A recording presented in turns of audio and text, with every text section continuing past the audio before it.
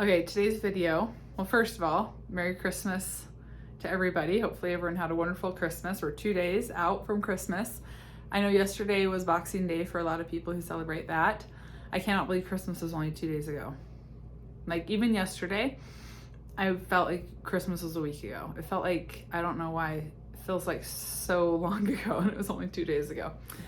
Anyways, Christmas is always a sad once it's over. There's always that, like, the week between Christmas and New Year's Day is like my least favorite week. It feels like so confusing and weird, and I don't know what to do with myself, and I don't know what the next thing to look forward to is, and it's just all really weird. Excuse me. And so it's just a weird time. But my Christmas, not that anyone was asking, and I realized one thing I'm going to do different on this channel this coming year, and you have to keep me accountable for this, is to talk more about my personal life. Not like the nitty gritty, not at all like that, but just like a little bit more about my kids, my family, what we're up to, things like that. It's not gonna be the entire thing. This will definitely still be a recovery channel, but I realized that I'm pretty like reserved in that area, and I have been for good reason, but I think I can merge the two. I think I can still kind of like talk more about what it feels like to be recovered, living like with a family and kids and husband and whatnot. And I can share more experiences that I have that are so different than they were when I had my eating disorder. And then also without, like breaching privacy or becoming, too detailed or specific about everything that's going on in my life. So I'm gonna try to do that. So our Christmas was so much better than years past. It really was such a better Christmas than years when I had my eating disorder. And each Christmas that goes by that I'm recovered, I feel more and more grateful to have like all the years in the future moving forward of Christmases free from my eating disorder. Like every single second of a holiday, the entire day is easier when you don't have an eating disorder screaming in your head for so many reasons. One, don't have to exercise on that day. Don't have to exercise ever, but I don't have the screaming voice in my head when I don't exercise on that day. Two, I get to join in with cinnamon rolls, homemade cinnamon rolls. They're really good, and eggs and bacon for breakfast, and actually enjoy it and have conversation and not be obsessed with the cinnamon rolls and what's in them and what am I gonna eat next. Being able to sit and just enjoy each other's companies while my kids open gifts and not be obsessing thinking about when we're gonna eat next, genuinely just being completely present in those moments. Having family over and just freely eating the appetizers and cooking the dinner and following recipes with all the butter and all the oil and all the sugar and all the things that used to freak me out, actually making food to taste good. And then not just that, but also indulging and enjoying that food is so wonderful. Being able to watch a Christmas movie that night and not be like completely strapped to the kitchen, and finally letting my day start with eating and just obsessively and quickly throwing food in my mouth. I was able to just sit back, relax, enjoy some chocolate, Christmas chocolate with my family, and watch a movie. So there are so many things. Those are like behaviors that are different, but like the mind is what's hard to articulate, how it feels different when you are fully recovered. And so I'm going to try to talk more about that, in the coming year. That is not what this video is about, though. What I wanted to talk about was, I'm curious to know if people prefer like a little bit longer videos or short and precise. I think people, for the most part, like my channel, at least because it's not like entertaining at all, just to be straight and to the point. But I might make them sometimes just a couple minutes longer if I'm adding things that I want to share personally. So what was the video topic on today? Oh yeah. The topic today is about what to do if you are trying to like get the momentum and trying to get into recovery and trying to break away from like really, really strong rigidity. So that might look like you have been eating the exact same breakfast, lunch, and dinner foods for weeks, months, years. And you're trying to figure out how to just jump in and start eating unrestrictedly. And so what you do, this is what I see happen a lot, is people hold on to and keep those meals and then they just try to add to them. So it's like, well, I know I have oatmeal every morning for breakfast. I have to have my oatmeal the way I have it and I love it, but I'm eating unrestrictedly now, so I'm gonna have some peanut butter with it. Or I'm eating unrestrictedly now, so I'm gonna have, toast with it right after if I want it. And even though they're adding more food and they're eating more, the problem is that rigidity and those routines are keeping your brain so locked in, like a scarcity mindset, that even though you're eating more, it's not really changing. You don't really feel like your brain's changing. You don't feel like you're rewiring.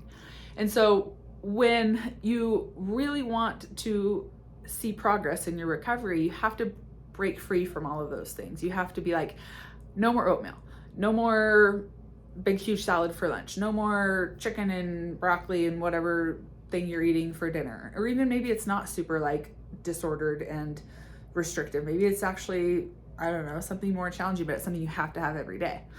Then what we do is remove those things and we get a little bit more proactive in how we're going to change that. And so this is very temporary, and I don't want anyone to hear this and be like, is she telling me to do a meal plan? Is she telling us that we should have a structure in what we're doing and follow that exactly? Before I say anything further, no, that is not at all what I'm saying. But what I am saying, first of all, if you can just jump straight from that rigidity, drop it all and just go head first into unrestricted eating, please do that. But if you are not doing that, don't spend 10 years trying to figure out why you're not doing that and make no progress whatsoever if you can't do that. There's something in between. There's something where you can actually be like, okay, I need to drop all this rigidity. I need to replace these things with different foods. And in the moment when I'm like, okay, it's breakfast and it's time to eat, I can't think clearly. Every time that happens, I start making bad choices, meaning I just go straight back to my autopilot oatmeal because it's too distracting, it's too loud, it's too chaotic in my brain to try to make a decision on something.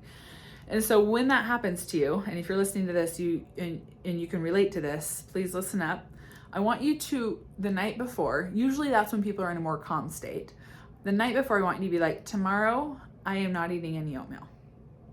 It's not happening. Tomorrow, I'm having French toast, eggs, bacon, chocolate milk. And anything else after that sounds good, I will have, but it won't be oatmeal. But anything I want to add to that, I'll add.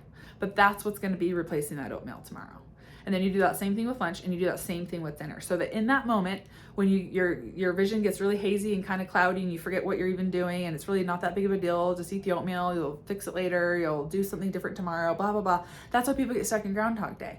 And so sometimes, like I said, sometimes to initially kind of kickstart someone into recovery and break those routines, it's just let's completely take those other things off the table. They're not allowed anymore. And we're entering in new and challenging foods. So you're gonna be deliberate in what you're choosing, things that actually sound good to you, that you know are scary, that you've been avoiding, that maybe you've eaten restrictive ways in the past. You're gonna put those things in and you're gonna get a few days under your belt.